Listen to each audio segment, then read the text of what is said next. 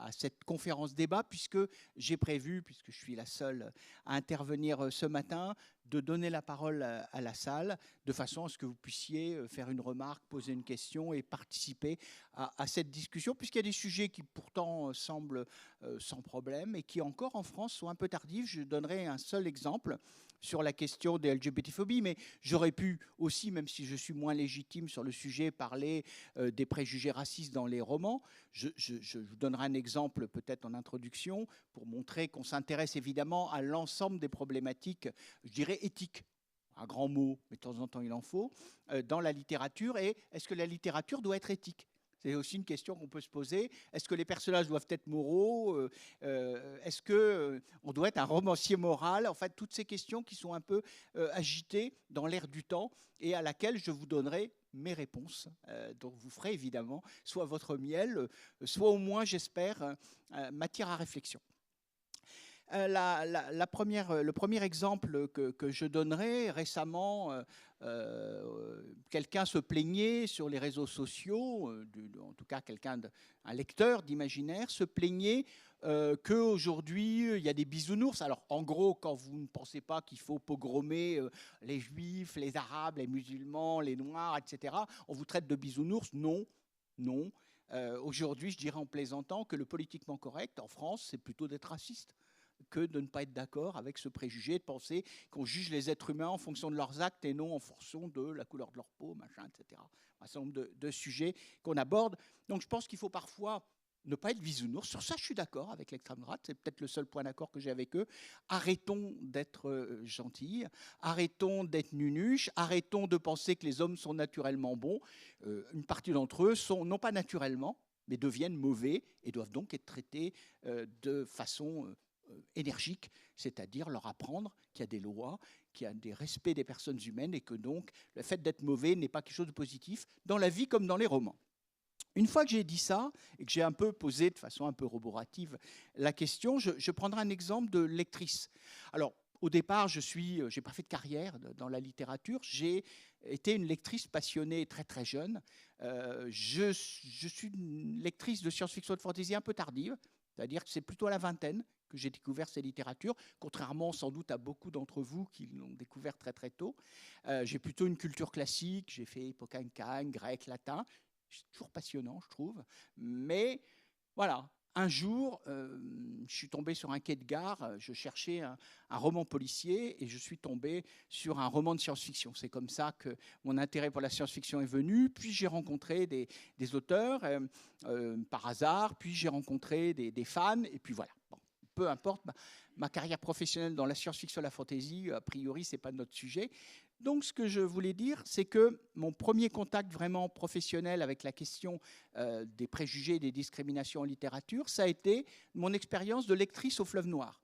Maintenant, c'est le Fleuve Édition. À l'époque, ça s'appelait le Fleuve Noir, puisqu'au départ, c'était surtout du roman policier grand public. Et puis, ils ont ajouté du fantastique, de l'horreur, de la science-fiction, la célèbre collection Anticipation. Et les hasards de mon petit début de carrière, même si j'avais à l'époque un autre métier, j'ai rencontré à Metz, lors d'une convention de science-fiction, Patrick Siri, qui à l'époque dirigeait la collection Anticipation du Fleuve Noir et qui voulait la dynamiser. Et donc, il cherchait de nouveaux textes, et pas seulement Les Vieux de la Vieille, qui avaient un peu une science-fiction parfois un peu traditionnelle. Et Alain Grousset et moi-même, on était à cette convention de Metz, on l'a rencontré, on a discuté, il nous a dit je cherche des lecteurs et des lectrices, et donc si ça vous intéresse, c'est pas très bien payé, mais on vous paye quand même, et vous lirez des romans, vous ferez des fiches de lecture, et bon. Et je me suis dit, c'est une expérience intéressante. Je suis donc devenue lectrice. Et parmi les romans que dans les mois qui ont suivi, j'ai lus, un auteur qui, y compris, a écrit pour la jeunesse, peu importe, il est mort aujourd'hui, et pas d'intérêt à le jeter en pâture. Ce romancier a écrit une trilogie, mais j'ai eu le premier volume, de science-fiction qui se déroulait dans les étoiles. Et au bout de quelques dizaines de pages, je suis tombé sur un personnage de colporteur. Colporteur, intéressé par l'argent, le nez crochu, enfin, vous commencez à voir on se croyait, moi qui viens d'une famille de résistants de 40, de la première heure, je me suis dit, on est à Vichy, qu'est-ce que c'est que ce bouquin ? Et je me suis rendu compte qu'il y avait un passage clairement antisémite. Aujourd'hui, vous êtes pour les droits des peuples palestiniens, on vous traite d'antisémite. Non, non. À l'époque, par contre, là, un colporteur juif avec le nez crochu, etc., il n'y avait pas besoin d'avoir une grande culture politique ou une culture démocratique pour comprendre qu'il s'agissait d'un stéréotype antisémite. Et en effet, j'ai appris plus tard que l'auteur était un militant antisémite connu, etc., dans certains milieux, et que donc, ce n'était pas étonnant. Mais moi, encore naïve à l'époque, j'ai fait ma petite fiche de lecture, roman, d'aventure, bien fait. Je recommandais la publication. Je dis quand même, il y a un passage, et je cite le passage, etc. J'attire l'attention de l'éditeur en disant, posez la question à l'auteur, peut-être qu'il ne s'en est pas rendu compte, mais ça me ressemble beaucoup à un stéréotype antisémite. Et puis le livre est sorti, évidemment, j'ai regardé le passage en question, et le passage n'a pas été modifié. Il y avait toujours ce colporteur clairement stigmatisé, qui clairement désignait, avec les pires stéréotypes néofascistes, la population juive. Bien. Et je me suis dit, on peut publier aujourd'hui en France un roman avec un stéréotype antisémite absolument abject, sans aucun problème, dont acte. C'est-à-dire que l'auteur a bien vu ma remarque, n'en a pas tenu compte, c'est donc, voilà. Évidemment, on pourrait prendre Céline, là c'est une autre dimension. Céline, et je vais y revenir parce que c'est intéressant de voir que ces questions-là ne se posent pas uniquement dans la littérature d'imaginaire, mais qu'elles se posent généralement dans la question de la littérature. Voilà mon premier contact avec la discrimination, une discrimination qui ne me concernait pas. Je ne suis pas juif, voilà, c'est comme ça, c'est par hasard, on est par hasard, hein, on le sait tous. Et du coup, mais ça m'a choqué parce que, encore une fois, venant d'une histoire familiale liée à la résistance des premiers jours en France, évidemment, je savais, puisque l'un de mes grands-pères avait entre autres évacué, à partir de 1942-1943, la persécution antisémite battant son plein, avait évacué des juifs qui essayaient de fuir la répression. Et donc, j'y étais sensibilisé. Et je me suis posé la question, est-ce que moi, j'aurais publié ce livre ? Ma réponse était non. Ma réponse était non parce que ça m'aurait dérangé. Je ne dis pas que je l'aurais interdite, mais probablement que j'aurais pris l'auteur entre quatre yeux et je lui dis, il y a un vrai problème dans ton bouquin. Il y a un vrai problème, est-ce que c'est volontaire ? Et sinon, écoute, va ailleurs, je n'ai pas envie, moi, de publier ça, je n'ai pas envie de favoriser la détestation d'un groupe humain, quel qu'il soit, voilà, y compris en littérature. D'autant plus que le personnage stigmatisé était un personnage positif. Vous avez bien compris que si ça avait été un personnage négatif, ça n'aurait été que un des éléments de sa personnalité négative. Or, pas du tout.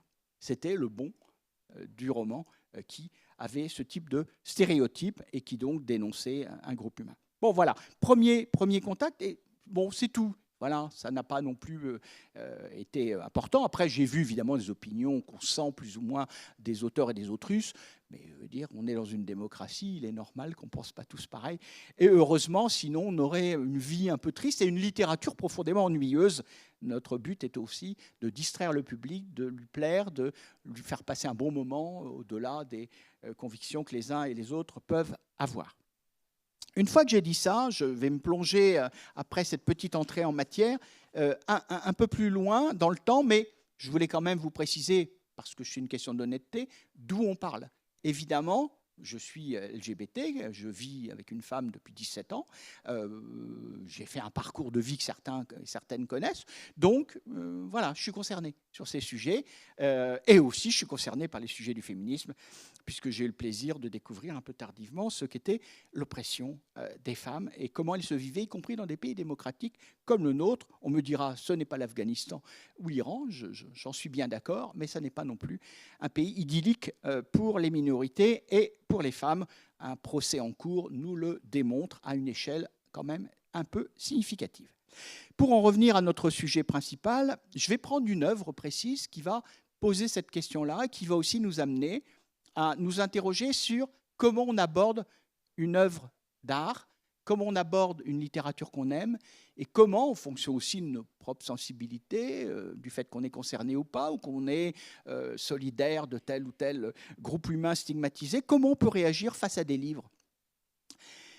Une œuvre de science-fiction importante que j'ai évidemment lue, en tout cas j'ai lu les 6 premiers volumes, c'est-à-dire ceux qui font le corpus original d'Dune. qui vient d'être adapté au cinéma par Villeneuve, plutôt de façon réussie, j'ai trouvé. J'ai vu le premier, j'ai pas encore vu le second, mais bon, j'ai trouvé ça bien fait. J'ai pas été enthousiaste. Pour moi, c'est pas un immense film. C'est pas le Premier Contact. Pour moi, est un des plus beaux films de science-fiction et un des plus intelligents. C'est pas non plus 2001 Odyssée de l'espace qui a ouvert les choses. C'est pas Blade Runner qui, même s'il a évidemment c'est un film ancien, pour moi reste quand même un modèle du genre et quelques autres. Mais c'est une belle réussite. Voilà, on va dire ça, c'est une belle réussite. Il y a une différence que ceux qui n'ont pas lu le livre n'ont peut-être pas remarqué. C'est le personnage du méchant, dont le caractère, et c'est toujours un méchant, le Harkonnen et sa bande de Harkonnen, mais il y a un aspect qui est très important, très visible dans le roman de Frank Herbert, qui est gommé dans le film de Villeneuve, c'est la question de l'homophobie. Et Harkonnen est présenté comme un pédophile, ce qu'il est dans le roman très clairement, qui évidemment ne nous rend pas le personnage sympathique, voilà, clairement, mais qui est un pédophile homosexuel. Et chez Frank Herbert, il y a volontairement ce mélange entre les deux, comme si tous les pédophiles étaient homosexuels. Je vous rassure, il y en a plein qui sont hétérosexuels. Ils ont juste un point commun, c'est qu'ils s'en prennent à des enfants qui n'auront rien demandé. Donc voilà, sur un point éthique et moral, je pense que les choses sont assez claires. Mais Frank Herbert, étant un homophobe invétéré, lui, il a mélangé évidemment les deux catégories. C'est comme si on reprochait, au nom du fait qu'un certain nombre de personnes ayant des rapports avec des enfants du sexe opposé, on stigmatisait tous les hétérosexuels en disant vous voyez bien, ils sont tous comme ça. Bon. Frank Herbert le fait sans état d'âme. Le livre étant passionnant, brillant, intéressant à plein de sujets, je ne vais pas le développer ici, je pense que ceux qui l'ont lu et celles qui l'ont lu en sont convaincus. C'est une très grande œuvre. Frank Herbert est un immense écrivain, y compris la place des femmes, qui n'est pas aussi positive qu'on le présente parfois. En tout cas, ce sont des personnages forts et intéressants, pas toujours sympathiques. Ce n'est pas un livre féministe, contrairement à ce que certains racontent, mais c'est un livre où les femmes ont beaucoup plus de place qu'elles n'en avaient dans la plupart des romans de science-fiction de l'époque. Et à ce titre-là, il a une certaine modernité.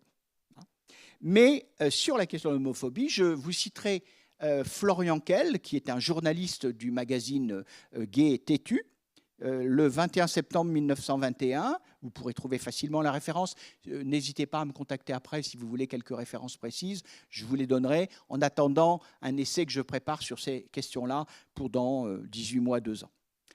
Œuvre de science-fiction forte qui a marqué les années 60, Dune trouve un second souffle au cinéma grâce au nouveau film de Denis Villeneuve, mais son auteur, Frank Herbert, reste souvent méconnu, en particulier son visage homophobe. Un journaliste, Lloyd de Chéry, auteur du MOOC Dune, ne dit pas autre chose. C'était un père abusif qui maltraitait ses enfants. C'était un homophobe notoire. Si les méchants de Dune sont efféminés, ce n'est pas pour rien. Frank Herbert avait un fils homosexuel qui est mort du sida et la relation avec lui est restée très compliquée jusqu'au bout. Alors, non, elle n'est pas restée très compliquée. Lloyd euphémise, y compris, à ma grande surprise, le MOOC Dune, et je vous le recommande, c'est un très bon travail. J'ai été étonné qu'il ne confie pas à quelqu'un du milieu de la science-fiction, moi-même ou d'autres, peu importe la personne, un article sur l'homophobie de Frank Herbert, parce que c'est un vrai sujet, puisque ça prend beaucoup de place dans son œuvre et que quand même ça pose débat, surtout dans la société qui a quand même évolué beaucoup aujourd'hui. Et puis je pense que c'est intéressant, si lui-même en a fait un élément important, c'est qu'il y attache de l'importance. Et c'est que c'est un élément de l'œuvre, que ça ne nous dérange ou pas. Moi, je trouve Dune, et je recommande la lecture de Dune, ça ne m'empêche pas d'attirer l'attention sur ce problème et sur ce que ça peut charrier, puisque la littérature n'est pas neutre. Comme disent un certain nombre de gens, moi, je ne fais pas de politique. Déjà, dire ça, c'est faire de la politique, parce que c'est être d'accord avec l'ordre existant, ce qui est tout à fait respectable. J'ai des amis qui trouvent que la France d'aujourd'hui est parfaite, qu'en gros, c'est un monde parfait et qu'il ne faut surtout rien modifier. On a parfaitement le droit de le penser. Ça fait partie du débat démocratique dans un pays où on peut voter encore librement et on peut encore voter sans que ça vous attire des ennuis. Mais la façon de le dire, tout en mettant le doigt, le fait qu'il n'y ait pas un article sur à part entière sur ce sujet m'a étonné quand j'ai lu le MOOC d'une. J'ai cherché l'article et je n'en ai pas trouvé. Je me suis dit, pourquoi? Je vais y revenir dans la deuxième partie de mon intervention sur comment on aborde les œuvres et pourquoi on minimise, on euphémise. La relation avec lui n'est pas restée très compliquée, elle est restée très simple. Frank Herbert avait 2 fils. Il y en a un qui était hétérosexuel, Brian, qui continue son œuvre et qui bénéficie des droits d'auteur, et l'autre fils, qui a été rejeté, qui a été totalement déshérité. En France, on peut vous déshériter, mais pas totalement. Aux États-Unis, vous pouvez déshériter n'importe lequel de vos enfants, quelle qu'en soit la raison. Elon Musk a déshérité sa fille transgenre, et ça explique aussi la haine qu'il déclame, comme Brian Herbert vis-à-vis des personnes gays. Elon Musk est un transphobe notoire, bien connu, avec quelques autres sur la planète. Parce qu'il a aussi rejeté sa fille transgenre, il a coupé tous les ponts avec. Et d'ailleurs, sa fille s'est exprimée il n'y a pas longtemps dans les médias pour dénoncer l'attitude odieuse de son père, non seulement à son égard, mais à l'égard de toute la communauté transgenre et plus largement des femmes. Et on sait que c'est aussi un partisan de Trump, donc un anti-IVG. Ce n'est pas non plus un ami des femmes. Voilà, qui puisse avoir quelques grandes idées et les faire mettre en œuvre par ses ingénieurs indéniablement, qui soit un grand démocrate. J'avoue que je préférais Twitter à X, même si j'y suis encore, parce que les réseaux sociaux, il n'y en a pas tant que ça où on puisse s'adresser aux lecteurs. Et le fait d'avoir quelques 3000 et quelques abonnés, ce n'est pas beaucoup, mais pour moi, c'est beaucoup. Ça me permet de parler de ce que je fais, de ce que je pense et de ce que je conseille aussi, parce que j'ai, comme tout le monde, des coups de cœur littéraires. Donc, cette euphémisation, on le retrouve, la réalité, comme le dit David Larley, qui est un militant LGBT. On sait encore peu dans le fond de MSF où on ne veut pas le savoir. Bruce Herbert, un premier fils, mourra du sida à l'âge de 41 ans en juin 1993, après avoir été un militant de la cause LGBT. Frank Herbert n'a jamais repris contact après l'avoir chassé de la maison avec l'un de ses fils. D'ailleurs, Brian Herbert a approuvé, n'a jamais parlé, le bon fils et le mauvais fils, le fils hétérosexuel, le fils homosexuel, et évidemment, voir une œuvre aussi importante que Dune avec une telle détestation des personnes LGBT, je ne sais pas, parce que je n'ai pas fait de biographie d'Herbert, je n'ai pas travaillé sur des textes américains, je ne sais pas si c'est l'œuf ou la poule, je ne sais pas si c'est le fait que l'un de ses fils soit gay qui l'a amené à être un homophobe haineux, ou parce que c'était un homophobe haineux qu'il a chassé son fils. Mais dans tous les cas de figure, cette question est au cœur, et j'ai pensé que c'était intéressant de prendre une œuvre majeure, adaptée, lue par des millions de personnes dans le monde, une œuvre adaptée au cinéma, vue par des dizaines de millions et peut-être des centaines dans le monde, et quelque chose qui restera, parce que c'est une œuvre ambitieuse et complexe, l'un des monuments de la littérature de science-fiction, de space opéra. Et encore une fois, vous avez bien compris que tout en ayant des positions extrêmement claires, extrêmement fermes sur ces problèmes, et sur d'autres problèmes de société et d'éthique, évidemment, je suis une lectrice. Et si un livre peut me tomber des mains et me répugner assez pour le fermer, ça n'est quand même pas le cas de Dune, ça me dérange, mais c'est quand même un immense livre. Et je pense que c'est une œuvre qui doit continuer à exister. Mais je pense qu'aujourd'hui, il serait temps, dans une préface ou une postface, de parler avec clarté des ombres et des lumières de Frank Herbert et de son œuvre. Si je vais prendre quelques citations, parce que, encore une fois, Dune me paraît un excellent modèle. Un passage qui est, je cherche exactement, c'est dans L'Empereur Dieu de Dune. Vous voyez bien que ça n'est pas uniquement dans le premier tome que le baron Harkonnen nous apparaît comme un pédophile en réalité, mais pour la vision que nous en présente Herbert, une personne gay. L'Empereur Dieu de Dune, Dune 4, Frank Herbert. Monéo poursuivit en hochant la tête.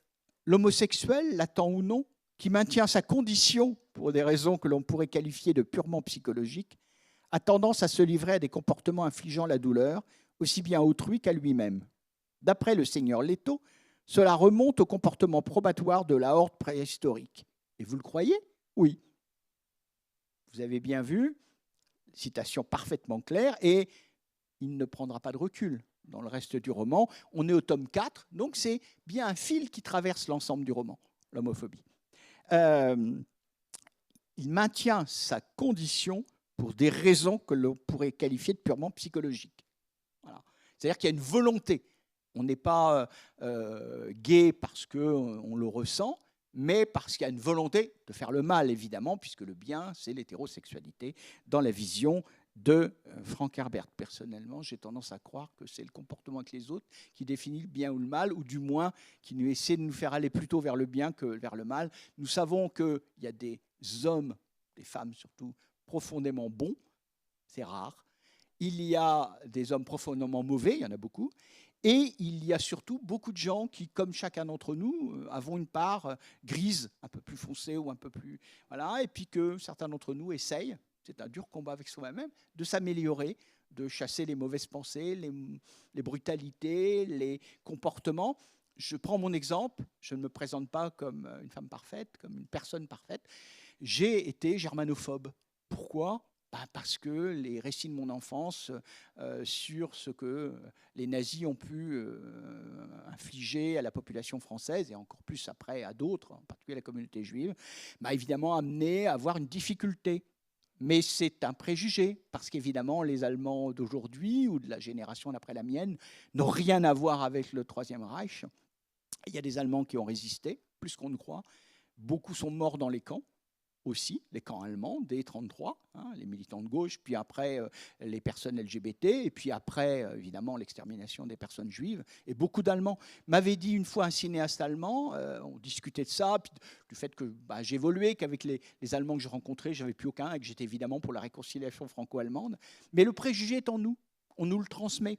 Notre histoire, l'histoire de nos familles, nos propres préjugés nous entraînent à pouvoir et déconstruire nos propres préjugés, surtout quand ils ont été imprégnés depuis notre prime jeunesse. C'est un combat avec soi-même. Je ne sais plus qui disait ça, mais peut-être que le plus beau des combats, ce n'est pas celui qu'on mène contre les autres, les mauvais, les méchants et ceux qui ont tort, mais c'est le combat qu'on mène contre soi-même pour s'améliorer, non pas devenir, comme nous disent un certain nombre de gens d'extrême droite, bisounours, mais devenir des êtres humains meilleurs, ce qui ne veut pas dire qu'on va laisser les êtres humains mauvais faire n'importe quoi. Bien évidemment, peut-être qu'être un être humain meilleur sur ces questions-là, mais aussi sur la question du sexisme, sur la question du respect des personnes, quelles qu'elles soient, passe aussi par l'exigence que les autres aient ce respect et ce comportement. Dans les œuvres, on va voir que c'est un peu différent dans la vie. Je n'aime pas un roman où il n'y a que des gentils. D'abord, je ne sais pas si j'en ai jamais lu. Ça me semblerait problématique, naïf et très ennuyeux. En règle générale, je discutais avec Estelle Faye justement sur la difficulté de construire un personnage totalement bon.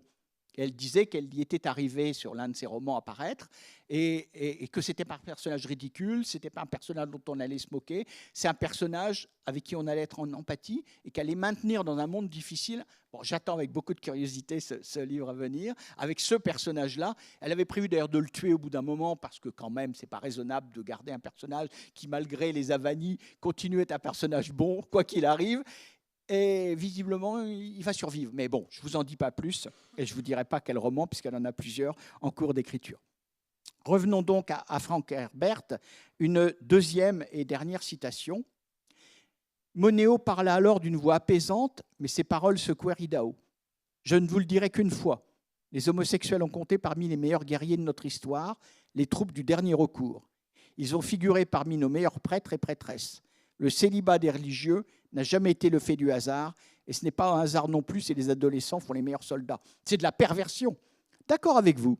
Ça fait des milliers de siècles que les commandements militaires tirent parti du déplacement perverti de la sexualité vers la souffrance. C'est ce que fait le grand dieu Leto. D'une voix toujours douce, Monéo répondit « La vraie violence exige que la souffrance soit infligée et reçue.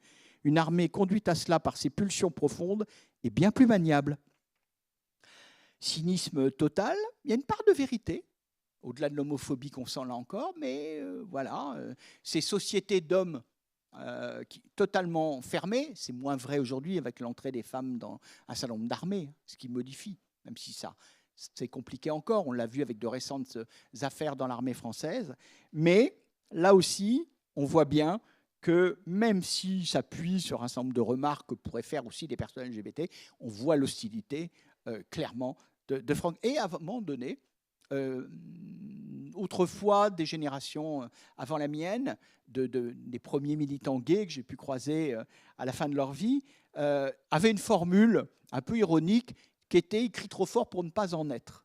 qui était de dire, bon, comment ça se fait, comment se fait-il que des personnes à qui ça n'a jamais porté préjudice ont un vrai problème, en particulier les hommes, beaucoup plus que les femmes, il y a les femmes à qui ça pose problème, mais beaucoup moins que les hommes, ont un problème avec le fait qu'un certain nombre de leurs compatriotes soient gays. Qu'est-ce que ça... Moi, j'avais toujours défendu, peut-être avec un peu d'humour, la thèse selon je ne comprenais pas les hétérosexuels hostiles aux gays. Et j'avais dit une fois à un de mes collègues de travail, pas dans le milieu de l'imaginaire, qui faisait une remarque homophobe, je ne te comprends pas, tu n'es pas très beau, tu n'es pas très sympathique, tu n'es pas très intelligent, tu n'es pas très courageux. Alors, il y avait des filles autour qui commençaient à rire, évidemment. Et je lui dis, ta seule chance, c'est d'être entouré de plein d'homosexuels, donc tu devrais les adorer. Parce que c'est à peu près ta seule chance de séduire des femmes. Donc c'était un peu cruel, mais c'était d'ailleurs très vrai, c'était un abruti, quelqu'un de pas sympathique. Et je ne suis pas un être humain parfait. Et donc, à certains moments, quand vraiment je peux être énervé, je peux dire des choses désagréables, pas sympathiques, pas... Je ne suis pas bisounours. Ne me faites pas ce reproche-là, je ne le suis pas. De temps en temps, je peux aussi être en colère.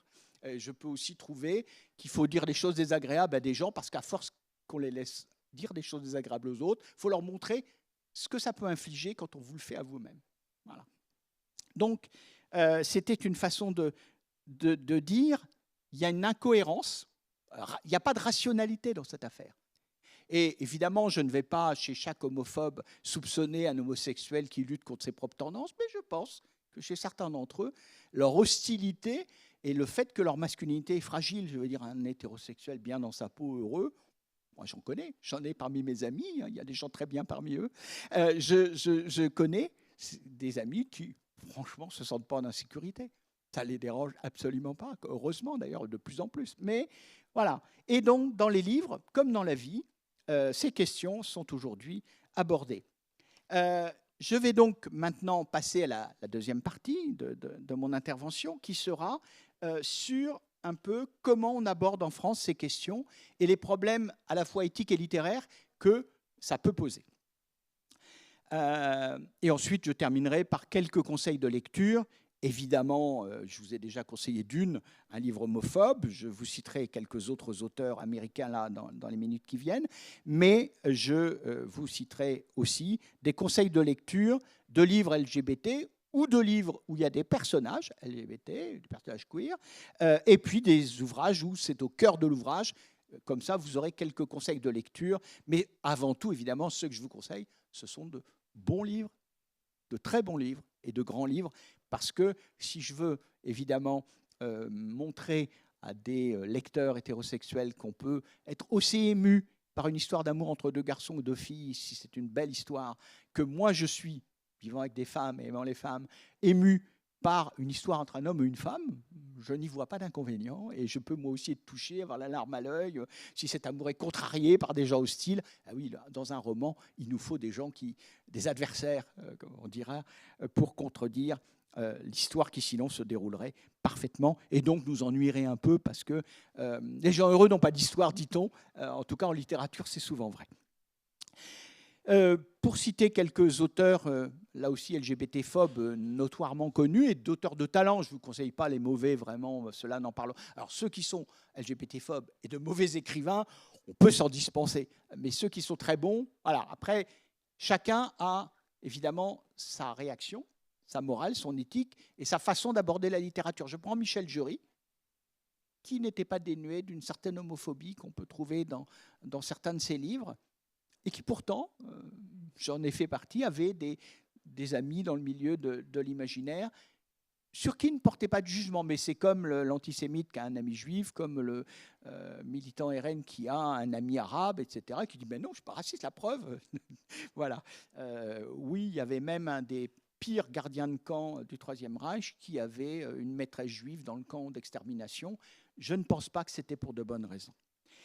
La morale, l'éthique, on le voit en littérature et on va y revenir, mais je vous cite donc, pour terminer sur cette partie-là, deux noms. Dan Simmons. Dan Simmons, sexiste, pas énormément, mais un peu de personnages féminins et pas toujours très positifs, je vais y revenir. Raciste, LGBT-phobe. Je l'ai connu à une époque où ça ne se voyait pas ou peu, où ça se laissait deviner discrètement. Je l'ai d'ailleurs invité en France dans un festival il y a une trentaine d'années. et c'était un homme plutôt apparemment ouvert aux autres. Mais l'un de ses romans, j'ai plus le titre, mais je suis sûr que certaines d'entre vous le connaissent, avait déjà un peu alerté. C'était un roman fantastique et le personnage négatif, le personnage qui symbolisait le mal, était une lesbienne particulièrement masculine, caricature, camionneuse, comme disent certains homophobes, où les critères de genre étant pas tout à fait respectés, évidemment, la stigmatisation arrivait. Je passe très vite, c'était un immense écrivain, ça ne l'est plus. Sa détestation d'une bonne partie de l'humanité l'a amené, y compris le site Politico, que vous connaissez peut-être, qui est un site de droite extrême, particulièrement orienté. J'ai lu un excellent article, il y a quelques années, sur Dan Simmons, qui disait en gros qu'à force d'être devenu un homme tellement proche des idées de Politico, il avait les mêmes idées à peu près, mais que là, quand même, ça avait tellement contaminé sa littérature que c'en était devenu difficile et pénible à lire. Et j'en étais complètement d'accord. Je vous recommande donc un certain nombre d'ouvrages. Ces nouvelles, qui sont souvent en tout cas les nouvelles d'il y a 20-30 ans, beaucoup sont magnifiques. Vous trouverez facilement des recueils de nouvelles de Dan Simmons. Et puis évidemment, sa tétralogie de science-fiction que vous trouverez aux éditions Robert Laffont, plutôt que son roman fantastique où là, la lesbophobie caricaturale est pénible à lire et, à mon avis, affaiblit le livre, qui n'est qu'une ressucée de marionnettes humaines d'Heinlein pour ceux et celles qui connaissent, c'est-à-dire la contamination des esprits. C'est aussi un peu le macartisme, la contamination par les communistes des années 50, la contamination de la race pure pour le Ku Klux Klan. Enfin, c'est un peu toutes ces idées ressucées que Dan Simmons avait glissées, mais sans qu'on le voie, puisqu'à l'époque, il n'était pas sorti du bois. Je dirais avec un peu d'humour, il n'avait pas fait son coming out réactionnaire. Et puis un autre, Orson Scott Card, une anecdote personnelle en 1987, que personne ne me dit, je n'étais pas né. En 1987, j'étais à la Convention britannique de Brighton et j'y étais pour 2 journaux. La Vie du Rail, je travaillais pour La Vie du Rail, mon oncle travaillait à La Vie du Rail, il m'a mis en contact et puis ça leur a bien plu que je puisse parler de romans de science-fiction, puis de polars qui parlaient d'histoire ferroviaire. J'ai même publié des nouvelles de polars de science-fiction et de fantastique ferroviaire. C'était très sympa. Et comme ils avaient de l'argent et qu'ils payaient des billets de train en première, y compris des trains couchettes, à l'époque il y en avait, c'était très confortable, c'était très agréable de travailler pour La Vie du Rail, ils payaient bien. Donc voilà, j'ai eu plaisir à travailler pour eux plusieurs années et c'était l'un des journaux pour lequel j'étais parti faire un reportage à la Convention mondiale de Brighton. Donc plus jolie petite ville, Brighton, bord de mer, très sympa, un peu vieillotte mais marrante. Et puis je travaillais aussi à l'époque, après avoir tenté de travailler pour un journal féminin, Elle, pour ne pas le nommer, et la rédactrice en chef d'Elle m'explique en gros, la science-fiction, c'est pas trop pour les femmes, à l'époque c'était en partie vrai, c'est pas trop pour les femmes, donc nous, ça va pas nous intéresser. Je vous conseille la presse homosexuelle, j'y avais jamais pensé, à l'époque, j'avais pas fait mon coming out, et c'est vrai que je connaissais pas, donc j'ai regardé dans les kiosques, j'ai écrit un premier au hasard, qui est un peu trop d'hommes nus à mon goût, mais bon, voilà, on va pas faire la fine bouche. Et puis ils me répondent positivement, manque de chance, j'ai pas le temps de faire un article, le Canard dépose le bilan. Bon, voilà. Je regarde à nouveau le rayon, un deuxième, Guépy Hebdo, et là j'écris et je tombe sur un écrivain, Hugo Marsan, qui est responsable des pages littéraires, qui est un homme de culture, qui me dit, je ne connais pas bien, mais s'il y a des livres qui parlent de la question LGBT, ça va intéresser nos lecteurs, envoyez-moi un article déjà présentant un peu les meilleurs livres de science-fiction avec des personnages ou des sujets.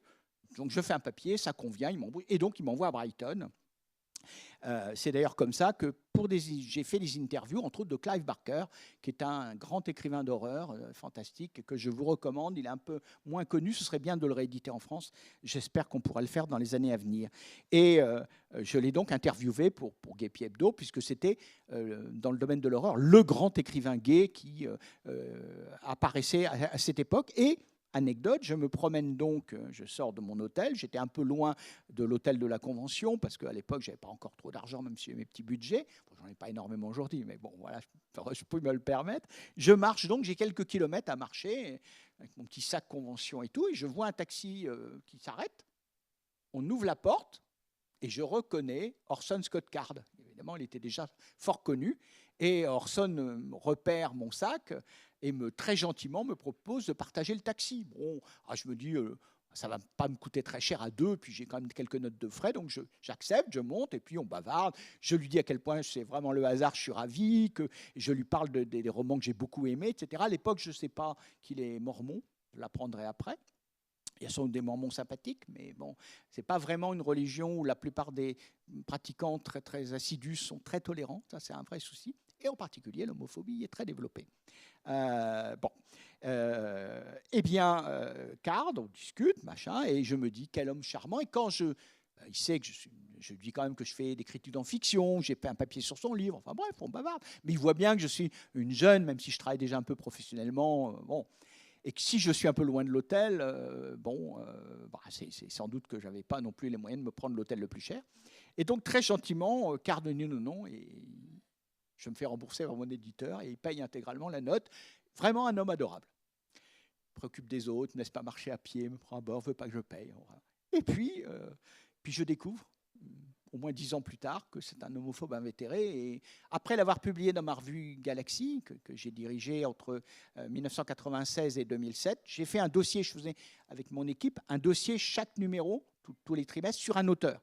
Dan Simmons, Orson Scott Card, Pierre Bordage, enfin bon, plein de gens, les gens les plus talentueux aux États-Unis, au Royaume-Uni, etc. C'est comme ça d'ailleurs que j'ai pris contact avec plein de gens en Europe et dans le monde anglo-saxon, ce qui m'a été bien utile après quand j'ai animé pendant une vingtaine d'années un festival de l'Est de la France. C'était frappant parce que je me suis dit comment un homme si bon, si sympathique en tout cas, si prévenant pour les autres, peut-il être aussi odieux juste quand vous ne faites pas partie de sa norme à lui.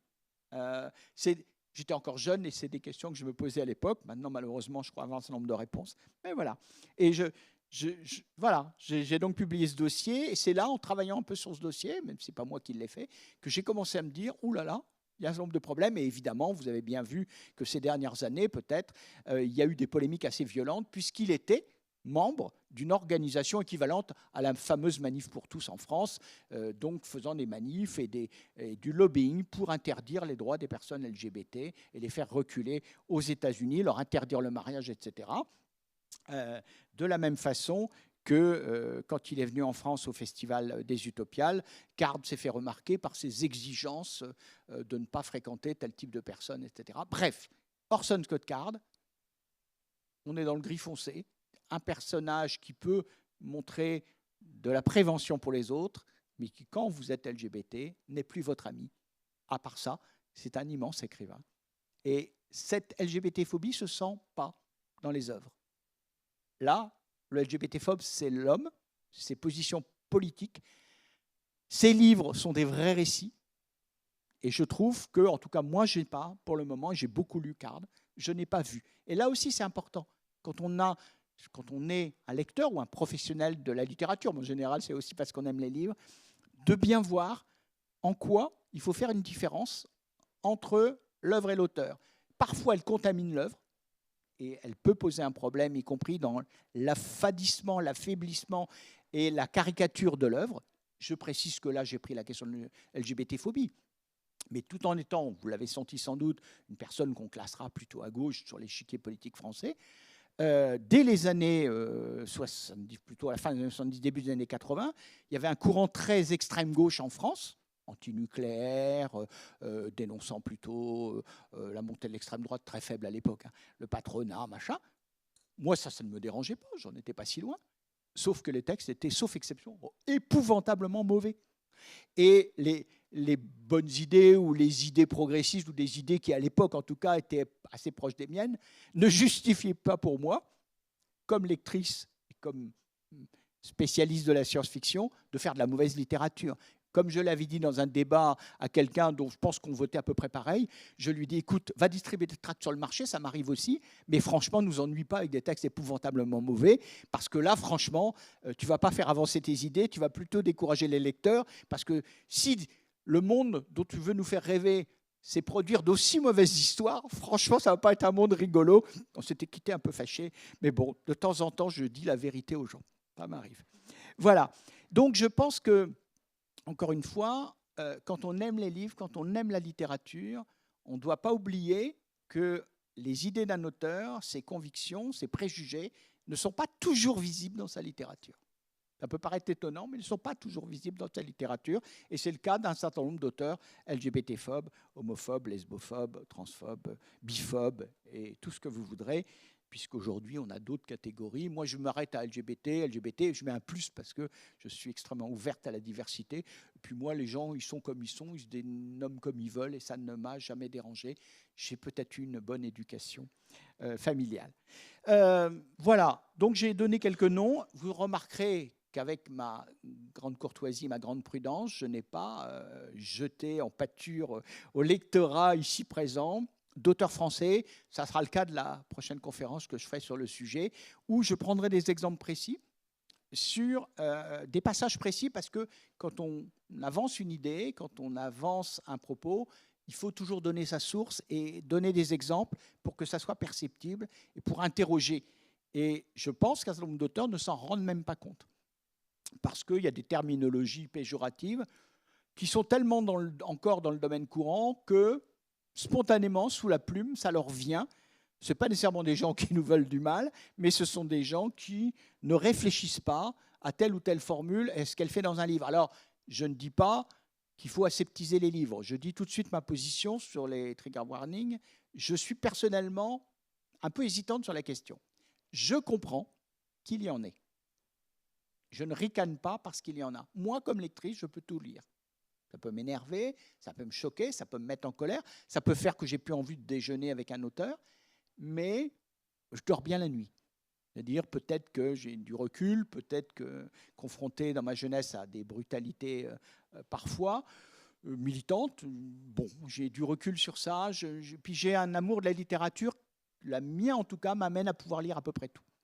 Après, il y a quand c'est mauvais, que c'est odieux, on n'est pas obligé de s'infliger ça non plus, ou quand c'est pas le bon moment, je ne suis pas obligé de lire tous les livres. Et puis certains auteurs que je lis, je ne suis pas obligé de lire les livres les plus haineux. D'ailleurs, en général, comme je le disais, comme le disait un site, encore une fois, classé très à droite, Politico, on peut faire de la mauvaise littérature aussi avec de mauvais sentiments. On dit toujours, on ne fait pas de bonne littérature avec de bons sentiments.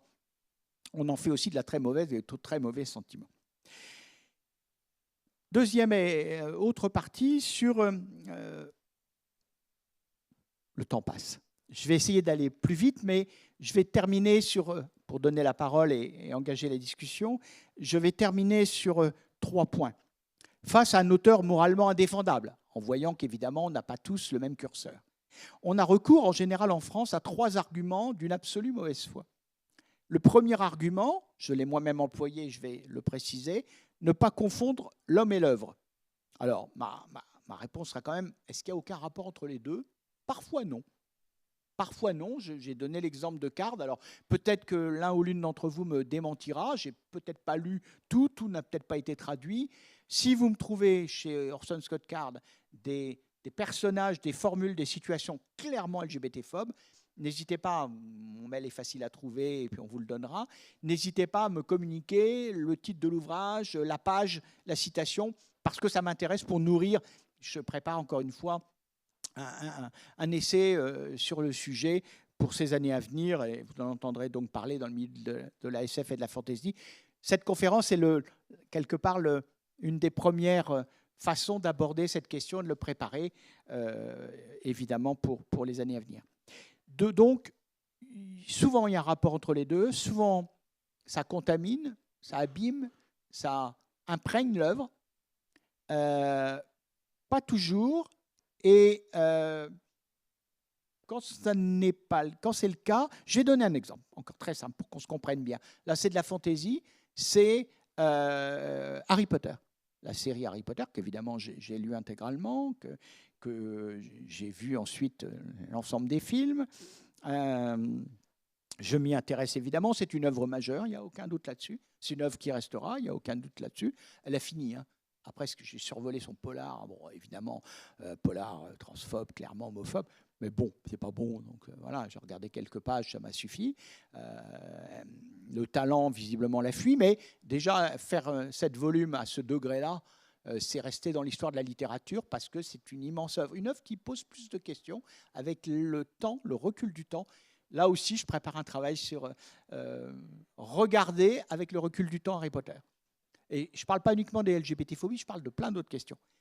Vous savez que J.K. Rowling est aujourd'hui une militante transphobe. Ce n'est pas simplement quelqu'un qui a pu faire un tweet maladroit. Non, non, c'est une militante, c'est quelqu'un qui a immensément de pouvoir, immensément d'influence, immensément d'argent, et qui consacre une partie maintenant de cet argent à financer des poursuites contre le mouvement, non pas trans, le mouvement LGBT, dans son ensemble. Et là, entre autres, elle finance des poursuites contre la grande asso LGBT britannique, qui est l'équivalent de la fédération LGBT en France. Précision, dans ma partie de vie associative, j'ai été présidente de cette fédération qui a combattu et contribué à faire avancer le mariage entre les couples de même sexe, l'adoption, la PMA et un certain nombre de dossiers, l'aggravation des peines, comme quand vous êtes antisémite, vous attaquez quelqu'un qui ne vous a jamais rien fait parce qu'il est juif, bah vous avez une aggravation de peine, c'est-à-dire la peine de toute agression, plus on vous en remet un petit rab, pareil pour l'homophobie, pareil pour le racisme, etc. Ce qui est une façon de dissuader en disant, déjà que quand vous agressez quelqu'un parce que vous êtes un différent, ce n'est pas une bonne façon de résoudre les différends, donc on va vous condamner. Mais si en plus vous en prenez à Tartampion ou à Tartampion sans raison, on va vous en rajouter un peu parce que là, vraiment, aucune circonstance atténuante. Bon. Pour revenir au deuxième, donc l'exemple typique, c'est une transphobe avérée, haineuse. Vous n'avez pas vu, pour la plupart d'entre vous, je pense, ces tweets britanniques actuels, mais c'est devenu une véritable infamie. Elle s'en est d'ailleurs pris à la boxeuse algérienne. On voit bien que la contamination, vous êtes transphobe, et à un moment donné, vous voyez les trans partout, c'est une obsession. Hein, c'est comme, bon, voilà. Et c'est le cas de Rowling et d'autres, c'est-à-dire qu'aujourd'hui, ces gens s'en prennent à des femmes biologiques, des femmes lambda, parce qu'elles ne sont pas assez féminines, elles ne sont pas assez normées, et que donc, elles les soupçonnent d'être trans. Et la plupart des cas, ce n'est pas vrai. On a même eu, il y a quelques années à Paris, un cas d'une femme biologique qui n'a jamais fait de transition, qui n'a jamais été biologiquement mal avant de faire sa transition, qui n'est donc pas transgenre, mais sa façon d'être a dû déplaire à des personnes qui l'ont traitée de trans et l'ont agressée. Elles ont été interpellées, jugées, et la personne, bien sûr, les autres se sont rendus compte que non seulement c'était des transphobes, mais des imbéciles, et que donc ils s'étaient pris une femme cisgenre, comme on dit, non transgenre, parce qu'ils l'ont confondu avec, mais comme l'intention était transphobe, et que c'était donc une motivation de préjugés, et ben ils ont pris une deuxième ration de tôle, parce que, évidemment, les assos LGBT se sont fait un plaisir de se porter partie civile en disant... Alors, les avocats de la défense, oui, non, ils se sont trompés. Ah oui, mais ça n'excuse rien, puisque la motivation de l'agression était certes une erreur, mais que c'était bien. Et donc, au départ, la personne disait non, je ne vais pas attaquer avec mon avocat sur transphobie, je ne suis pas. Non, mais comme c'est la motivation, même s'ils se sont trompés, ils vont être plus lourdement condamnés. Ah ouais, c'est sympa. D'accord pour votre soutien. Et du coup, on a dit voilà, parce que ça contamine toute la société. Ça ne contamine pas quand vous en prenez un groupe. Vous dérapez, parce que vous pouvez d'abord vous tromper. Et puis ensuite, parce que vous pouvez vous en prendre à des gens qui ont une famille, qui ont des amis, qui ont des collègues. En gros, ça contamine. Et dans le cas de J.K. Rowling, et je termine là-dessus parce que j'y reviendrai par écrit d'ici 1 ou 2 ans, je travaille sur un projet avec une amie, avec mon amie, qui est une fan d'Harry Potter, qui connaît encore mieux que moi l'œuvre, qui l'a vue en français, en anglais, et qui m'a alerté sur ce nombre de points en disant je suis admirative, mais quand même il y a des problèmes sur ça, sur ça. On parlera déjà du harcèlement scolaire, il y a plein d'autres choses qui sont problématiques dans l'œuvre et qu'à l'époque, je pense qu'on n'a pas vu, qu'on n'a pas voulu voir. Et pour finir sur Rowling, mais on y reviendra, J.K. Rowling est une transphobe, mais ça n'est pas dans son œuvre.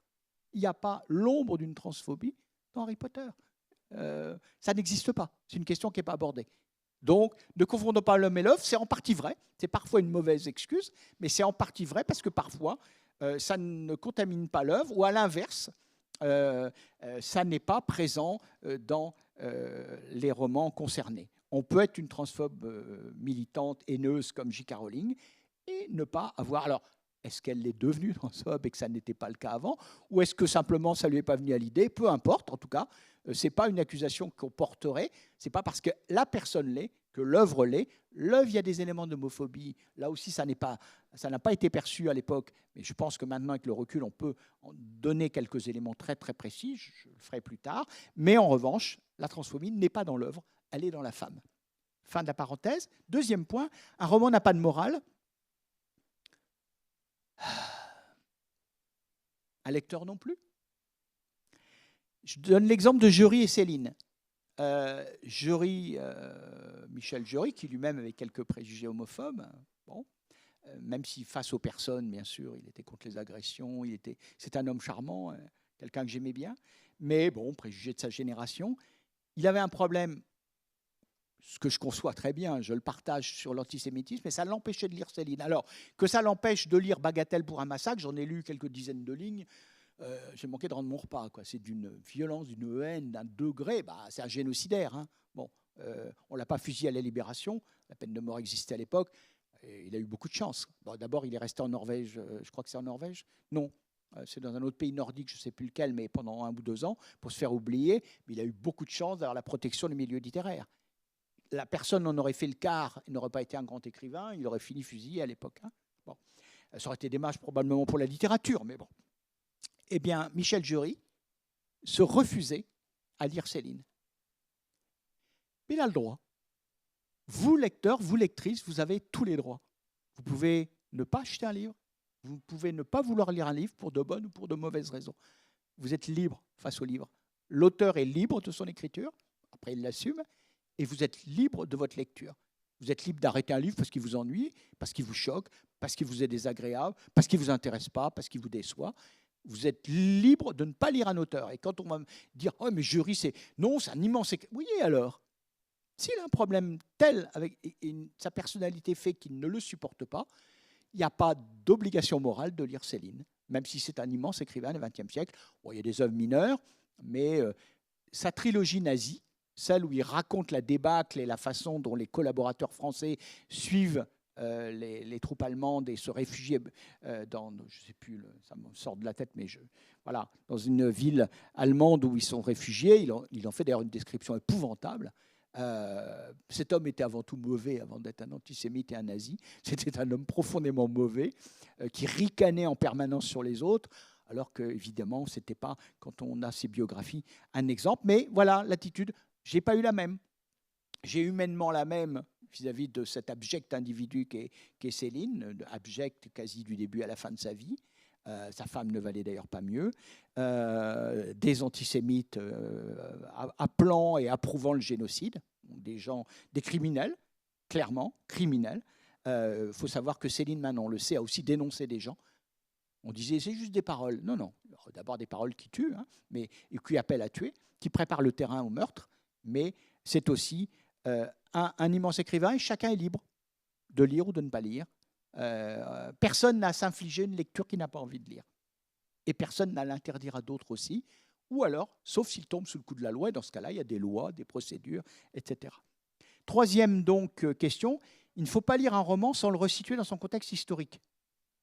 À mon interrogation, ma réponse sera de dire, mais il n'y a pas de valeur universelle. Bizarre, surtout en France. On nous bassine tout le temps avec l'universalisme.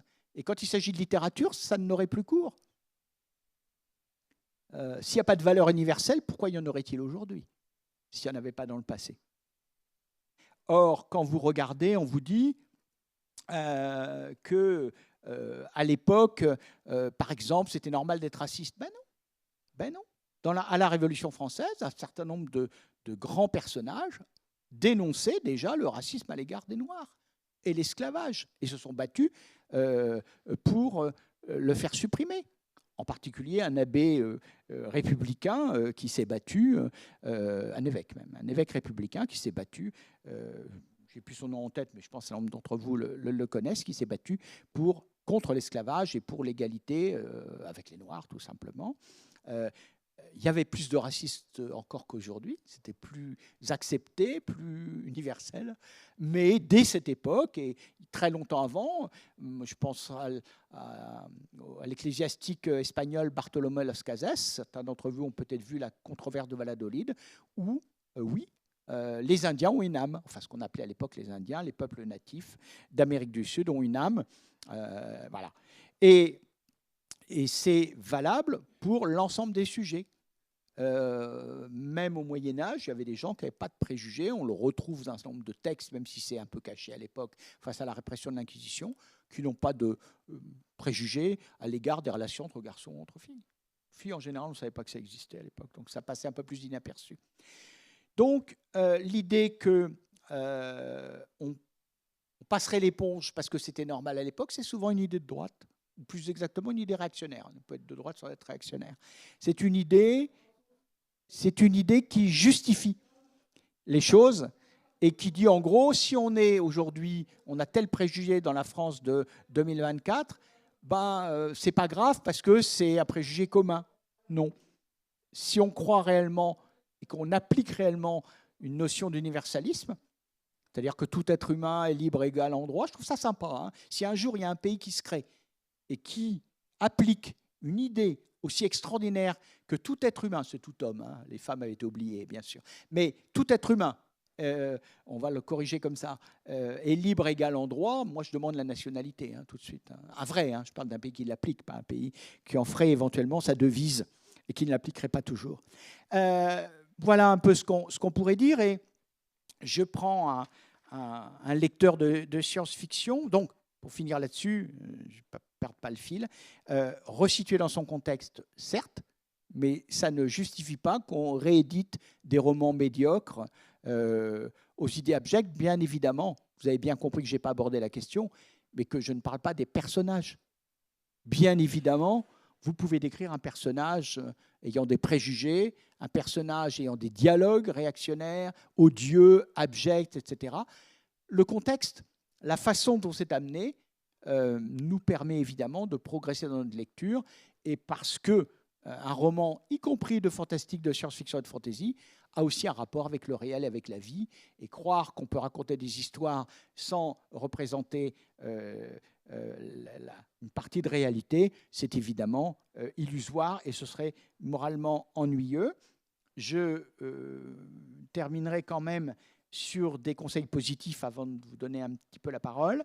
La main gauche de la nuit, un grand roman féministe, je ne dirais pas LGBT ou queer, mais féministe d'Ursula K. Le Guin, qui a été réédité récemment chez Robert Laffont, Ailleurs et Demain, dans la belle collection Collector en 2021. Je ne suis pas tout à fait désintéressé, puisque j'ai fait la postface. Il y a une préface de Catherine Dufour, tout à fait pertinente. Moi, j'ai fait la postface en insistant sur justement le côté queer du roman, puisqu'il s'agit d'une planète où il n'y a pas de mâle et de femelle. Évidemment, le terrien qui débarque, et en plus un gros sexiste, il va évoluer. Des fois, des garçons évoluent. Il faut être optimiste, c'est important, et même dans les romans. Et c'est d'ailleurs un personnage, parce qu'il va lui arriver des choses assez épouvantables, c'est aussi ça qui est marrant dans le livre, et évidemment, c'est sa vision sexiste et binaire qui, dans un monde qui ne fonctionne pas comme ça, va l'amener à faire des erreurs d'analyse dramatique. Ça va manquer de le tuer, ça va l'envoyer en camp. Mais bon, voilà. Donc ça fait un peu rire parce que le personnage est puni de ses préjugés, parce qu'en fait, il passe à côté. Il se trompe dans l'analyse des êtres humains, des extraterrestres qui lui sont confrontés, auxquels il est confronté. Autre roman, cette fois-ci, toujours de la science-fiction, L'Humanité femme de Johanna Russ, que j'ai préfacé et dont j'ai participé à la réédition. Je rappelle que le titre initial du roman, c'était The Female Male, mon anglais est mauvais, et qui a été traduit en France, roulement de tambour, il y a une trentaine d'années, l'autre moitié de l'homme. Il fallait le faire quand même, l'autre moitié de l'homme. Et y compris le traducteur, qui est un très bon traducteur, mais qui était jeune, c'était un de ses premières trades, il avait moins de métier qu'il n'en a acquis par la suite, qui connaissait assez peu, comme beaucoup d'hommes de cette époque, le mouvement féministe américain auquel faisait référence Johanna Russ, même si c'était évidemment de façon métaphorique, il est passé à côté de certains éléments de la traduction et d'une partie d'humour féministe caustique. Johanna Russ était certainement une des plus radicales et des plus... elle secouait le cocotier, il y a des scènes, beaucoup d'humour. Beaucoup d'humour, je le recommande évidemment aux femmes, mais je recommande aussi aux lecteurs hommes qui ont de l'humour, et il y en a heureusement. Et certains de mes amis plus jeunes, peut-être plus ouverts que la génération, la mienne, ou un peu plus compliqués parfois, eh bien, ont beaucoup aimé le roman parce qu'ils y ont vu tout l'humour féministe. Caustique, percutant, drôle. C'est une histoire d'univers parallèle. Une héroïne vient d'un milieu où les hommes ont tous été éliminés. On apprendra plus tard comment et pourquoi. Et elle tombe dans le New York des années 70, Elle tombe face à des comportements d'hommes sexistes. Elle en avait entendu parler, mais elle ne savait pas ce que c'était, et elle les rencontre. Et évidemment, elle est quand même interviewée, parce qu'une femme qui vient d'un monde où il n'y a pas d'hommes... Bon, et il y a en fait plusieurs femmes qui sont une déclinaison de cette femme originelle. Il y en a 4 qui ont des prénoms avec le même J, mais légèrement différents, qui réagissent différemment face au comportement d'un syndrome d'homme. Et c'est tout à fait fascinant parce que ça reste malheureusement d'une grande actualité. Il y a 2-3 progrès qu'on sent par rapport au roman de cette époque, d'il y a 40 ans, mais ça reste un excellent livre, un livre un peu intello, mais brillantissime, que je vous recommande. 2 autres très rapidement, de la fantaisie cette fois. À la pointe de l'épée, Hélène Keuchner, dont on sait, elle est d'ailleurs présente avec elle, elle est mariée avec donc une autre femme, notre autrice brillante de fantaisie new-yorkaise. Hélène Keuchner a écrit À la pointe de l'épée. Là aussi, c'est pas par hasard, je l'ai préfacé pour ActuSF. C'est une histoire, il y a un roman et 5 nouvelles, c'est le même univers. C'est un épéiste gay, tueur à gages, mais dans des cadres réglementés, dans un monde de fantaisie, où quand on est d'une origine noble mais non reconnue, et qu'on veut faire sa place dans la société, et qu'on n'a pas de capital social ou économique, la seule chance, c'est de devenir tueur à gages professionnel au service des grandes familles. C'est son cas. Il se trouve que ce tueur à gages a une particularité, il aime les hommes. Et donc, évidemment, ça va se voir tout au long du roman. C'est une société pas très sympathique. Le personnage, il a des côtés, mais parce qu'il est capable d'amour, donc c'est pas tout noir.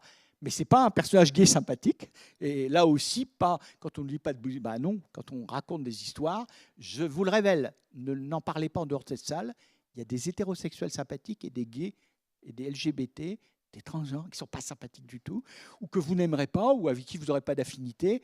Ça, en soi, je le dis à mes amis homophobes qui auraient une vision trop schématique des choses, ne pas être homophobe, c'est ne pas aimer toutes les personnes LGBT. Je ne suis pas raciste et je ne me précipite pas dans les bras du premier arabe que je rencontre parce que j'aimerais les arabes, comme me l'avait dit un ami raciste, enfin un collègue raciste, qui m'a dit « Toi, t'aimes les arabes, je ne comprends pas comment tu les as foutus dehors. » Parce qu'ils étaient juste de mauvaise foi, ceux-là.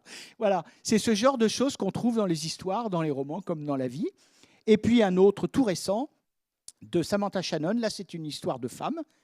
Chez De Saxus, mais c'est surtout une très belle histoire d'aventure, de fantaisie, qui a d'ailleurs été nominée à l'un des prix Imaginal, au Prié de l'Oranger, de Samantha Shannon. C'est une très belle autrice britannique de fantaisie. Les 4 livres, de façon différente, sont des très beaux livres, des très belles autrices que je vous recommande. Il y a aussi d'excellents auteurs, mais notre conférence arrive à sa fin. S'il y a quelques questions, je les prends avec grand plaisir. J'espère que je ne vous ai pas ennuyé. En tout cas, je ne vous ai pas vu vous sauver. Et j'espère que, à la fois, vous y avez vu des choses que vous connaissiez déjà. Et j'espère que ça vous a amené peut-être à vous poser des problématiques différentes. Je n'ai pas abordé volontairement certaines questions. J'espère qu'elles vont venir justement dans vos questions. Merci.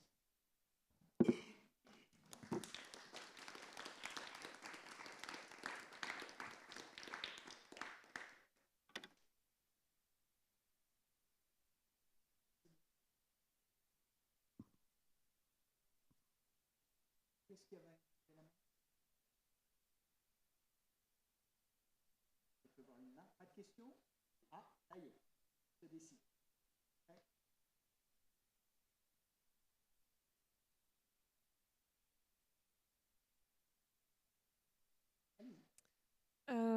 Alors moi j'ai une question en tant qu'autrice non publiée.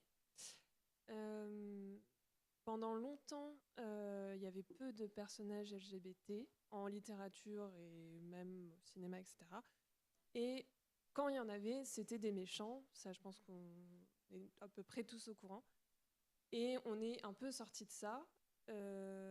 Est-ce que ça y est, en 2024, maintenant qu'on a écrit avec pas mal de personnages LGBT, qu'on a de plus en plus de choses, est-ce que ça y est, on a le droit d'écrire à nouveau des méchants LGBT ou pas? Est-ce que c'est pas très conseillé? Est-ce que ça peut encourager à nouveau les mêmes stéréotypes qu'à l'époque, ou est-ce qu'on est sorti de ça? Bon, ma réponse est, d'abord, on a à peu près tous les droits en littérature, il faut quand même en rappeler, sauf exception, mais globalement, au-delà des limites de la loi, on a à peu près tous les droits. Après, le lecteur et la critique réagissent. J'ai donné un exemple. Hélène Keuchner, alors, personnage, il n'est pas univoque, c'est pas on comprend. Il a, entre guillemets, des excuses. En tout cas, il y a des explications, à défaut d'excuses, à son comportement. Sa seule façon de rentrer dans les couches privilégiées, de gagner de l'argent à haut niveau, c'est de devenir tueur à gages. C'est codifié, la société l'accepte. On peut être au service des grandes familles, on va régler les problèmes à leur place pour pas que le fils de famille... voilà. C'est pas très bien quand même d'être tueur à gages, même si c'est autorisé par la société. On peut quand même se dire que c'est pas un très chouette boulot. Donc ce personnage est un tueur cynique, y compris parfois dans une taverne, s'il est un peu énervé et qu'on lui fait une remarque désagréable, il va vous trucider le type pour pas grand-chose, qui méritait peut-être qu'on l'envoie bouler, qu'on le fisse une baffe, mais pas qu'on le tue. Donc c'est pas un personnage sympathique. Hélène Keuchner est lesbienne, c'est pas un secret, au contraire. Elle l'a toujours dit, enfin, en tout cas depuis très longtemps. Et voilà, d'abord, elle présente des personnages gays, mais elle a aussi présenté... Et c'est les personnages centraux, et c'est au cœur de l'histoire. Après, il y a plein d'hétéros absolument abjects dans l'histoire. Il y en a quelques-uns d'ailleurs que l'épée se tue à sa place. Alors on n'aime pas trop tuer les gens, j'en ai jamais tué, heureusement. Mais bon, on se laisserait tenter quand même dans une société violente, parce qu'à un moment donné, c'est pas possible, quoi. Et puis il y en a, c'est eux qui cherchent, quoi, hein, vraiment. Donc, voilà, en tout cas, des personnages ambigus, des personnages qui ne sont pas... Et puis, dans un roman où il y a des personnages divers, on a le droit d'avoir des hétéros sympas et d'autres méchants, et on a le droit d'avoir des personnages gays ou des lesbiennes qui ont ou des côtés un peu noirs. Enfin, regardez autour de vous. On a tous des amis, enfin, la plupart d'entre nous ont des amis hétéros LGBT. Voilà, moi je connais des hétéros adorables et d'autres absolument odieux. Je connais puis j'ai 2-3 personnes auxquelles je pense, y compris des personnes transgenres, que j'ai pu défendre quand j'étais dans le mouvement associatif, parce qu'on s'en prenait à leurs droits, mais comme personne, je ne les trouvais pas sympas du tout. Je n'aurais pas du tout envie d'en faire des amis, encore même pas partager un repas. Voilà, bien sûr qu'on a le droit. Après, il y a la façon de faire, il y a l'intention, et ça se sent, le lecteur est loin d'être bête, il voit bien dans un roman. Alors attention aussi, je corrigerai un tout petit peu en disant, il n'y a quand même pas de neutralité. Quand les choses entrent dans l'évidence et dans la vie courante, il y a moins de problèmes. Après, voilà. On est encore dans des sociétés homophobes, il y a encore des droits qui ne sont pas égaux sur un nombre de sujets, même si ça a beaucoup avancé en France et dans un nombre de pays d'Europe. Il y a encore des gens qui agressent dans la rue parce que vous tenez la main de votre copine ou votre copain quand vous êtes un garçon. Il y a encore un nombre de choses. Donc, entre autres, quand on écrit pour la jeunesse, il faut faire un peu plus attention. Les adultes, ils sont constitués.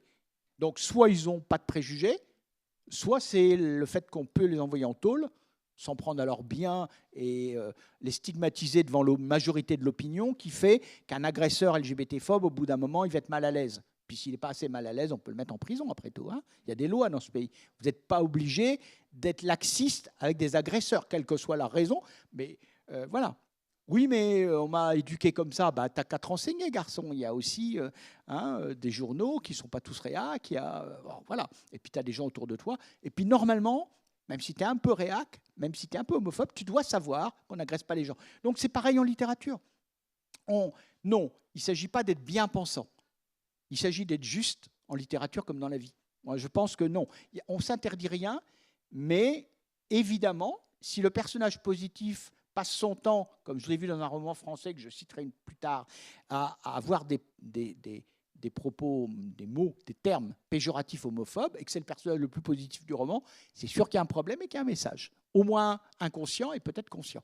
Donc voilà, on fait des choix, mais on n'est pas obligé d'être nunuche ou naïf, ou encore une fois d'avoir une vision caricaturale, parce que d'abord on va nuire le lecteur, parce que ce n'est pas la vie réelle, parce que ce n'est pas vrai, et parce que les personnes LGBT, comme les personnes noires, arabes et autres, je pense, ou personnes juives, qui sont confrontées à des discriminations, à des préjugés, je pense qu'elles demandent juste l'égalité, le respect identique aux autres, mais rien de plus. Hein. On ne demande pas de privilèges, quoi.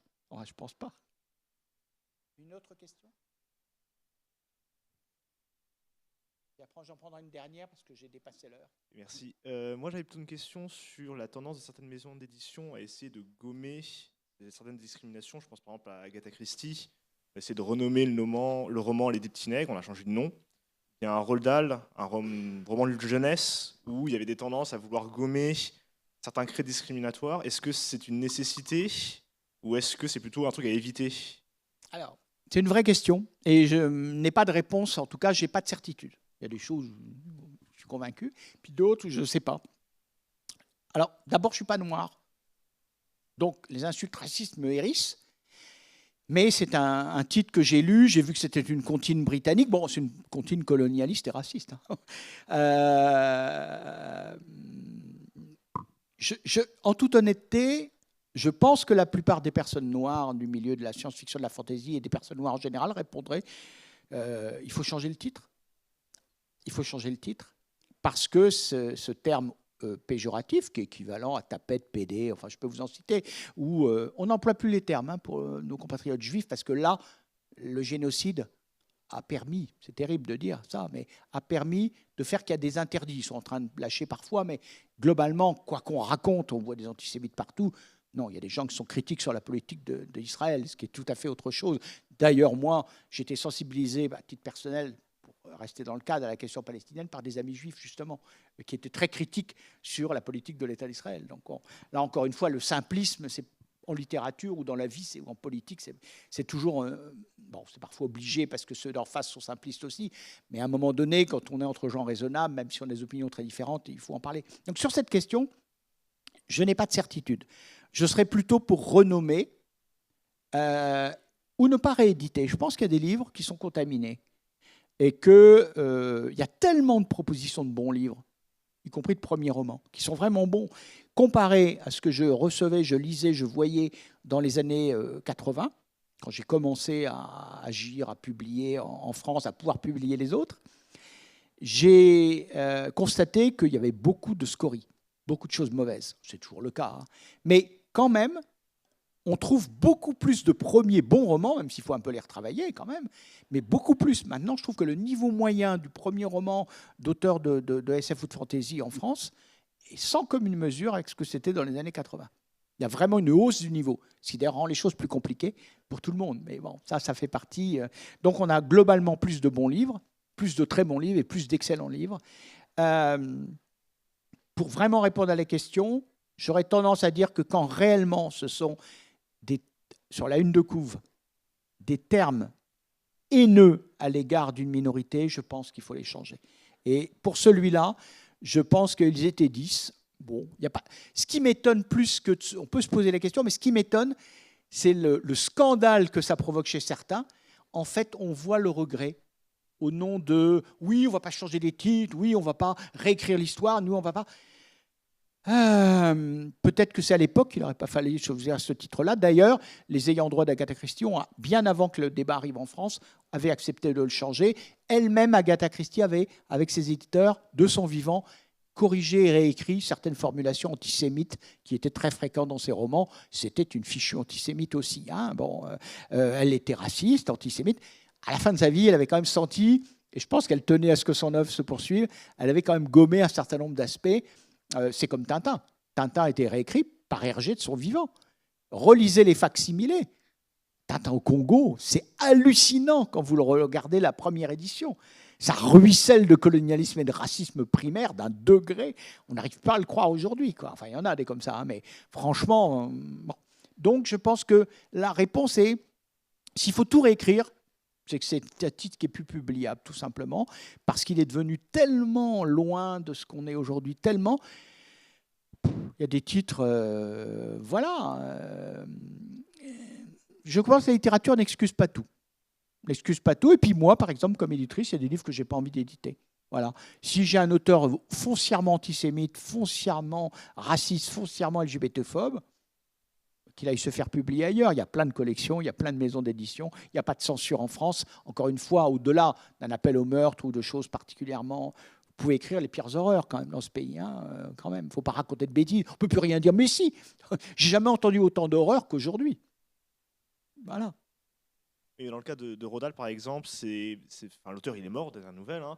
Ils ont vraiment changé les termes pour les lisser. Par exemple, si on avait pris Frank Herbert et qu'il avait eu une décision de genre lisser tous les passages sur l'homophobie, les faire lentement disparaître, est-ce que c'est pas une corruption de l'œuvre? Et donc du coup, on perd justement une partie de l'écriture. Je suis d'accord sur ça. Et par exemple, pour Frank Herbert, voilà, pour moi, ce qu'il faut, c'est que la préface le signale. Ça, par contre, ce travail de note critique, de resituer dans le contexte, de dire que l'auteur n'était peut-être pas toujours quelqu'un de sympathique, parler de son rapport à son fils et montrer que voilà, c'est quelque chose qui a pesé, c'est mettre un peu d'humanité et un peu de recul dans les histoires. Je suis plus pour l'éducation et la mise en perspective que pour la censure en règle générale. Si un livre est tellement mauvais, tellement contaminé, bah, publions plutôt des choses chouettes d'aujourd'hui. C'est plus ça ma réponse. Voilà, on n'est pas obligé de rééditer n'importe quelle connerie et n'importe quel bouquin répugnant, surtout s'il est très mauvais. Voilà. Et puis Bagatelle pour un massacre, qui est un appel au génocide. Là, franchement, ça a déjà été fait le génocide, hein, donc arrêtons, quoi. Là, je pense qu'il y a des œuvres, entre guillemets, qui ne méritent pas d'être rééditées et qui doivent tomber dans un oubli général, sauf seuls les chercheurs qui peuvent y trouver, avec quelques citations, une façon de rappeler que Céline était vraiment un individu absolument odieux. Dernière question. Oui. Et puis après, je vais vous libérer. Bonjour. Quand même. Merci pour votre propos. Alors, moi, je suis le technicien, mais j'avais une petite question. Y a-t-il pas la possibilité, par exemple, sur Internet, de cataloguer, je sais que c'est un peu péjoratif ce que je dis, mais les auteurs les plus haineux, parce que j'ai pas trop envie d'acheter un bouquin, vous m'avez compris. Voilà, c'était ma question. Alors moi j'aime, bon c'est vrai que j'aime pas parce que je suis quand même quelqu'un qui défend beaucoup la liberté, j'ai des opinions, vous avez commencé un peu deviner, voilà, pas quelqu'un de droite, mais je suis contre la censure. Moi je publie des auteurs de droite. Ils ne sont pas haineux, mais je publie des auteurs de droite. Voilà. Après je peux faire quelques remarques, si c'est trop voyant, parce que je veux que ça plaise à tous les lecteurs, c'est aussi de défendre l'œuvre, puis je suis au pourcentage, hein. Voilà, selon le nombre de livres que vend une directrice de collection, nous avons un fixe sur l'œuvre, et puis on a un pourcentage sur les ventes. Donc voilà, je vais défendre. J'ai dit récemment à un ami un peu sexiste, il n'agresse pas les femmes, hein, mais un sexiste, hein, qui a un bon copain, de longue date. Je lui ai dit, écoute, si tu veux continuer à parler aux jeunes filles des jeunes générations, arrête avec tes blagues lourdes. Donc, dans certains livres, peut-être que tu réédites 2-3 trucs, là, tiens, regarde ta nouvelle. Franchement, tu devrais quand même... Parce que si tu veux que ton œuvre continue à être rééditée et lue, pense à comment tes lectrices, parce que c'est surtout les femmes qui lisent, il y a des hommes qui lisent, mais la majorité des lectorats est féminin. À un moment donné, elles vont se lasser de plus en plus. Je donne un exemple. Ma compagne, un peu de biographie, est plus jeune que moi, nettement. Alors, pas mal. Bon, comme ça, voilà. Ça fait 17 ans qu'on est ensemble, mais elle est nettement plus jeune que moi. Donc, elle a un autre regard. Elle adore la science-fiction, plus que la fantaisie, vraiment. Bon, c'est une vraie lectrice de SF. Elle me demande des conseils de lecture. Alors, je commence, Frank Herbert, machin, Dune. Et au bout de 3-4 livres, elle me dit, mais qu'est-ce que c'est que ces vieux trucs de mecs et tout? T'as pas vu comment ils décrivent les femmes? Si, t'as pas vu comment... Et elle, ça l'énerve. Elle n'a pas envie de lire ça. Bon. Donc, j'ai changé mon fusil d'épaule. Je lui ai donné une autre liste de livres. Pas que des livres LGBT, queer, anti-racisme. Mais je lui ai donné des livres dont je me dis, il n'y a rien qui va, non pas la heurter, etc. Il n'y a rien qui va lui faire que le livre lui tombe des mains. Et je disais à cet auteur, tu vois, tu connais Élise, ma compagne, tu vois sa réaction. Elle a déjà lu des trucs de toi qu'elle aime bien, mais il y a un ou deux trucs. T'as vu ce qu'il écrit quand même, il faut que je lui dise, quoi. Je ne donne pas son prénom ni son nom parce que c'est un bon copain. Et puis je recommande ses livres. Il n'est pas là, hein, mais voilà. Je veux pas... Et justement, faire des listes, c'est compliqué. Peut-être que simplement, il faut le signaler. Il faut le signaler. Par exemple, là, j'ai plus le nom en tête, puis il n'est pas réédité récemment. Je pense à cet auteur, avec cette trilogie antisémite. J'ai donné l'exemple au début de mon propos. Oui, il faut signaler que voilà, c'est un auteur antisémite et ça peut se voir dans son œuvre et que ça peut énerver. En plus, ce n'est pas une très bonne série. Le Vorkul, ça vous dit peut-être quelque chose. Honecker, voilà. Honecker, il s'appelait. C'est un auteur du Fleuve et c'est un antisémite notoire, un militant antisémite. Voilà. À un moment donné, en effet, on peut... Alors, je ne veux pas qu'on fasse des listes noires parce qu'après, on n'a pas tous le même curseur. Moi, je pense à cet ami que je cite, qui est un excellent écrivain de science-fiction. Ça ne se voit pas dans toutes ses œuvres. Alors, ça manque un peu de personnage féminin, c'est clair. Mais bon, voilà.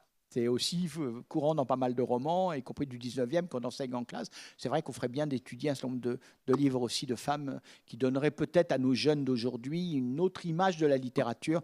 Heureusement, dans l'imaginaire, ils trouvent de plus en plus d'auteurs, d'autrices, de plumes différentes. Je ne suis pas pour les listes de proscription, mais je suis pour dire la vérité. Voilà. Arrêtons de protéger un auteur. Je l'ai fait pour Frank Herbert. J'ai parlé de mon admiration pour l'œuvre, mais quand même, j'ai dit ce qui me dérangeait. Je pense que c'est plus parler aux lecteurs comme à des adultes, leur dire, voilà, il y a ça qui peut vous déranger dans l'œuvre. C'est comme les trigger warnings. J'ai trouvé qu'il y a une éditrice récemment qui disait, je ne le mets pas en début de livre, parce que je veux que mon lecteur, ma lectrice soit surpris.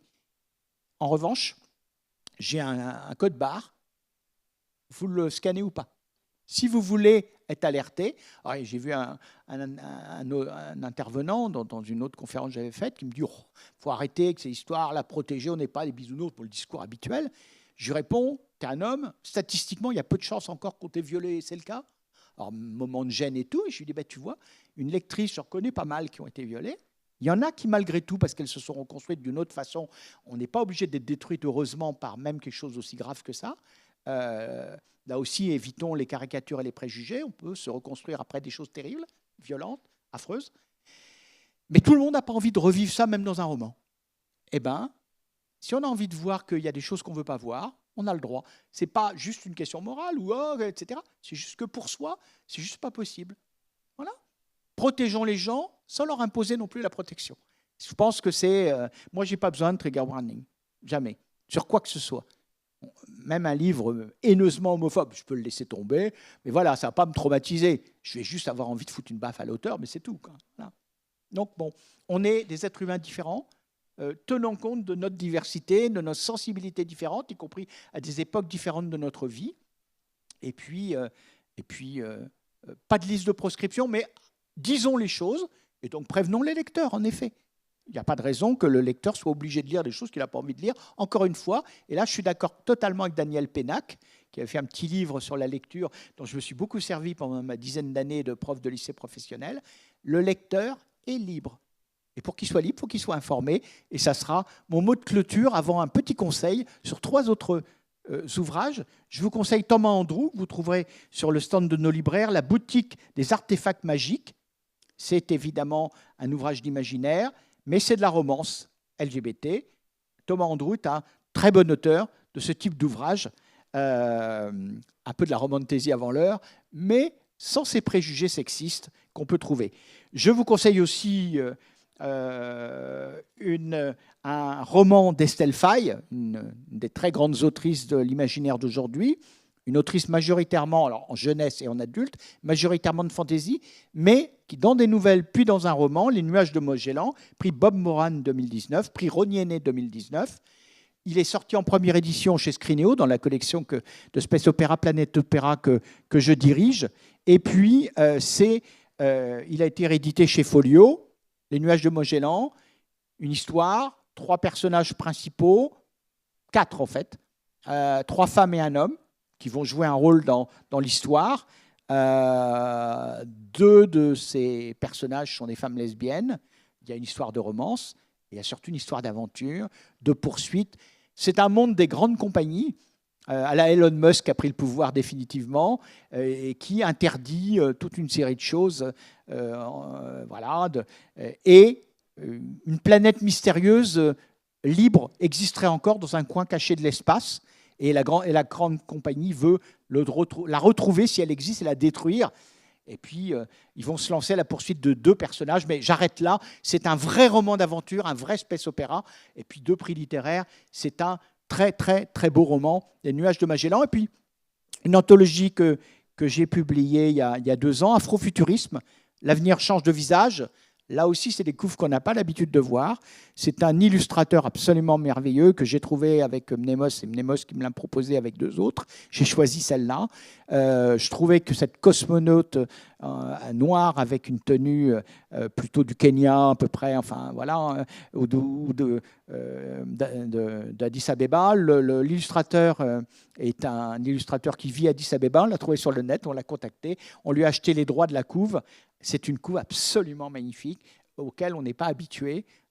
Vous y trouverez donc des textes afrofuturistes et l'un de ces textes en particulier, pas tous les autres, ces textes dans des mondes où des personnages noirs et des sociétés noires sont différentes de ce qu'elles sont aujourd'hui et où, par exemple, des pays qui ont été colonisés en Afrique ont échappé, parce qu'il y a une uchronie, à la colonisation. De très très beaux textes. C'est une des anthos pour la 30aine que j'ai fait dans ma vie dont je suis le plus fier. Il y a un de ces textes où vous ne découvrirez pas tout de suite qu'il y a une romance gay. C'est une histoire afrofuturiste, mais une histoire d'amour entre 2 personnages où au début, vous croyez que c'est 2 copains. Voilà. Vous avez des lectures, y compris récentes et contemporaines, les classiques que je vous ai recommandés, Et puis après, continuez à découvrir la science-fiction, la fantasy, le fantastique, puis d'autres littératures vous offrent des grands moments de bonheur. C'est tout le mal que je vous souhaite et je vous souhaite de bonnes aventuriales. Merci.